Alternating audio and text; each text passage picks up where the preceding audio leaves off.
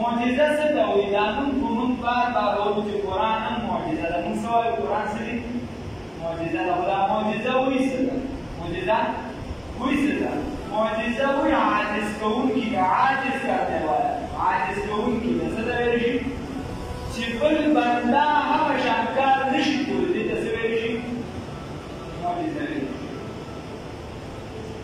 مثال بتاؤ، رسول الله صلی الله علیه وسلم روح مبارکه کې ګوتې مبارکې کېښودې او د هغې نه اوبه روانه شي او ټول لښکر دې اوبه وڅښلې او ځان سره یې په هغه کوم چې ورسره لوند وغیره په هغې کې جمع کړي او بربنډلې شي. خو دې کې خبره سره معجزه او کرامت دواړه دا د الله کار دی، د الله فعل دی. څه دي؟ معجزه څه ویل شي؟ د الله فعل دی. بلاس د پیغمبر چې دی راښکاره کېږي د معجزه وي. کوم کار چې براه راست د الله وي او د پیغمبر په لاس باندې راښکاره شي نو دې ته معجزه ویل. او کوم کار چې د عادت نه خلاف وي، خرقي عادت ورته سوچه کړي چې په دې باندې دراست راځي چې خرقي عادت دی که نه دی. خو کوم چې د عقل نه ماني او د ولي په لاس باندې راښکاره شي نو دې ته بیا ویلی شي کرامت. او کوم چې دا جادو مالو هغه باندې په لاس باندې راښکاره شي نو هغه بیا نه دی کېدای. هغه بیا چې داسې جادو د افغانستان کې ټول نه دی. معجزه ویلی شي چې د الله کار د مخلوق په لاس، د الله فعل د مخلوق په لاس باندې د پیغمبر په لاس باندې راښکاره شي. او کرامت چې د ولي په لاس باندې راښکاره شي. ته ورته ځمکه لاندې ته کوي لکه عرش نو الله ته ورسي دی به لاس نه کېږي. ټول برابر او بله بیا دا معجزه چې ده، معجزه د دې څوک مقابله نشي کولی. نو دې کې بنیادي دې ته یو خبره کوي. معجزه چې ده دا د پیغمبرۍ دپاره بنیاد نه دی چې چا سره معجزه وي نو دې به پیغمبر وي. چې چا سره معجزه وي نو دې به پیغمبر وي. که چا امت ته معجزه پېښ کړه نو دې نه نه د پیغمبرۍ دپاره دلیل هغه وحي ده چې الله ربالعزت ورته وحي کړي. بس دا دلیل. دا چې دې د هغه د حقانیت دپاره یو دلیل کېدی شي. او بعضې وخت عاقلان وي، پوهه خلک وي، هغه د عقل یو څه بس راولي چې کسر راولي د پیغمبر ته وایي چې معجزه پېښ شي نو صرف ایمان راولي. خو د پیغمبرۍ دپاره بنیاد معجزه نه ده. پیغمبرۍ دپاره بنیاد معجزه نه ده چې یو کس درته معجزه وي نو دې به زه پیغمبر منم. دا خبره غلطه ده. اوس د الله کار او د مخلوق په لاس باندې راښکاره کېدو دا به هر کس مني چې هغه ما سره دا خبره ومني چې په هر څیز کې اثر دا ذاتي ډول نه دی. په هر څیز کې اثر ذاتي ډول نه دی. اور دی، اور په هغې کې یو اثر دی، هغه څه کوي؟ سیزن کوي. اور څه کوي؟ سوځول کوي. اور سوځول کوي که نه؟ اوبه څه کوي؟ روبول کوي. داسې نور چاړه چې ده دا څه کوي؟ رارول کوي. دا اثر په دې کې ذاتي نه دی، خو دا پکې دی. دا اثر پکې چا دی؟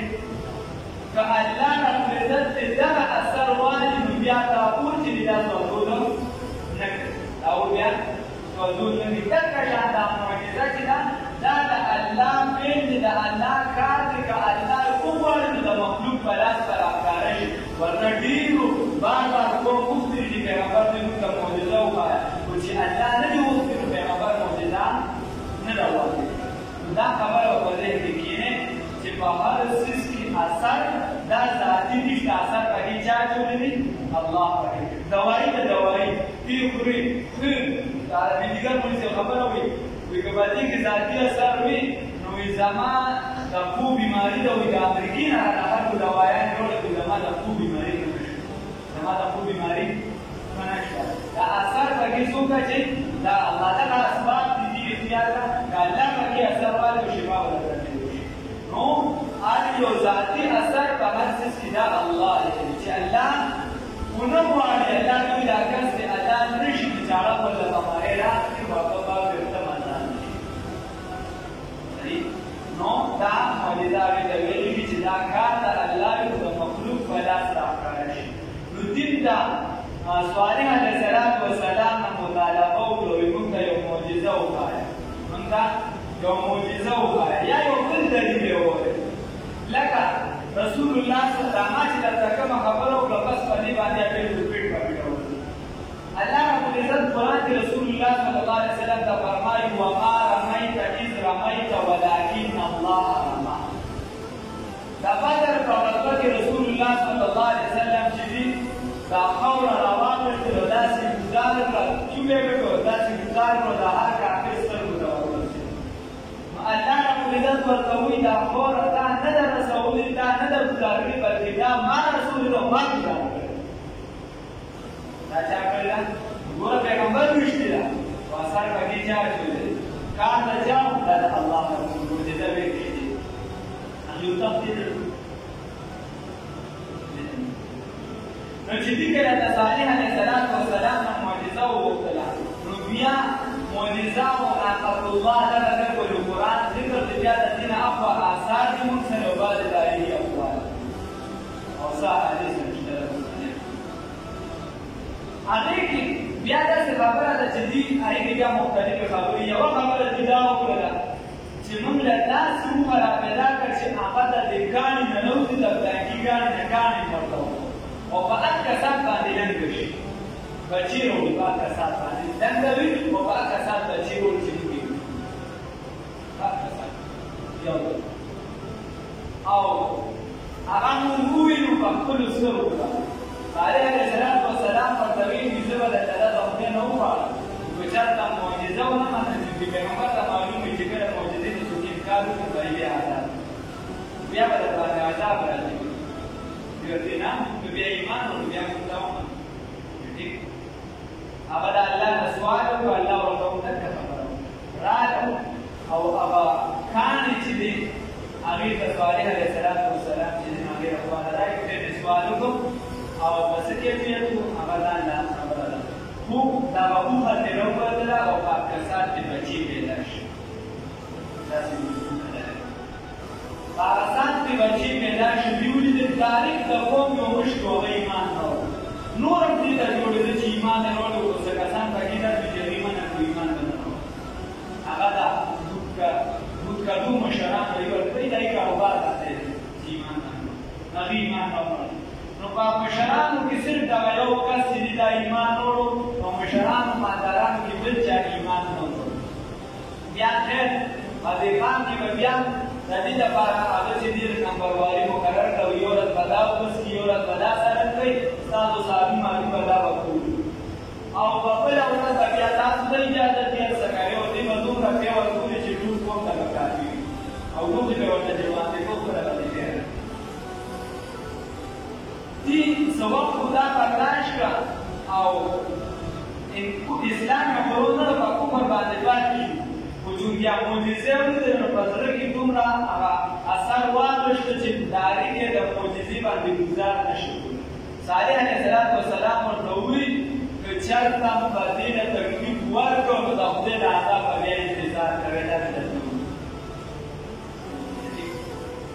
دا به اومه به ګرځېده راګرځېده هم درکه شان په دې قوم کې دوه زنانه وې یوه ډېره زیاته مالداره وه د هغې زویانې ډېرې او بله زنانه وه هغه ذاتي ډول ډېره زیاته حسین و جمیله او په دې قوم کې یو ټولګي و چې هغه نن سبا ورته د بدماشانو ټولګي ووایه او نوجوانان د یو ورته د خپل ځان لالچ ورکړو د مال دولت چې د ما ټول مال دولت ساتلي وي چې دې روزانه دا پوره اوبه نسکي دا وغیره دا چې دې دا به ستا شي وزن ستا او د بل ورته د خپلو ډوریانو دعوت ورکړي چې دا به ستا شي خو صالح علیه السلام دا اوښه چې ده دا ختم او اول بعضو کتابونو لیکلي چې دي اوله منصوبه صالح علیه السلام ته جوړه کړې وه چې دي او خاندان به له ټول باندې صحیح بیا مسلمانان لکه څوک نه وو چې دا زموږ کار تشویق یې کړ خو بیا د دې منصوبه بدله شوه د اوښې ته کېناستل اوښې په پښو باندې ووهله او هغه خپې ورته کټ کړي هغه مړه شو او دا بچي یې چې دي د چلې ووهلې او دا ګډې له پاسه یې چلې ووهلې ګډه ورته ولاړ شو دا نه شو او دغه صالح علیه السلام د یو تشبیه منصوبه جوړه کړه چې د شپې به په هغه باندې به یو ځای تلو هغه او خاندان به ټول بیا الله رب العزت صالح علیه السلام ته پته ولګېدل صالح علیه السلام ورته وویل چې ما خو درته ویل چې دې ته به تاسو تکلیف نه رسوي نو چې تاسو تکلیف ورکړو نو اوس 3 ورځې په کورونو کې انتظار وکړئ 3 ورځې پس به تاسو عذاب را روان 3 ورځې پس بیا په قرآن کې یو ځای ذکر دی چې د 40 سر کې عذاب راغله دلته زلزلې ذکر دی نو جبرائیل علیه السلام پرې سخته چغه ووهله او په چغې سره سخته زلزله راغله او هغه زلزلې سره چې دي هلاک شو تباه شو او بل مخې پرېوته یا د قیدي په شکل باندې پرېوته داسې بس واپس بل مخې راغله او دغه قوم چې ده بیا تباه شو بیا د دې نه پس صالح علیه السلام یا فلسطین یا نور علاقې د دې چې کومې ډلې ته راغلې یا د نور مخې ته ورغلې یا اوسېدل خو د قوم نافرماني وکړله د معجزې نه انکار وکړو د پیغمبر یې ونه منله نو نتیجې دا ملو شوه چې الله پرې عذاب راوست او الله سخترینه سزا ورکړو د ټول اقوامو لپاره عبرت وکړو موږ او تاسو چې د پیغمبر تعلیمات تعقیب وکړو چې دې ته شا کړله بیا به دا زموږ لپاره نقصان الله دې دا نقصان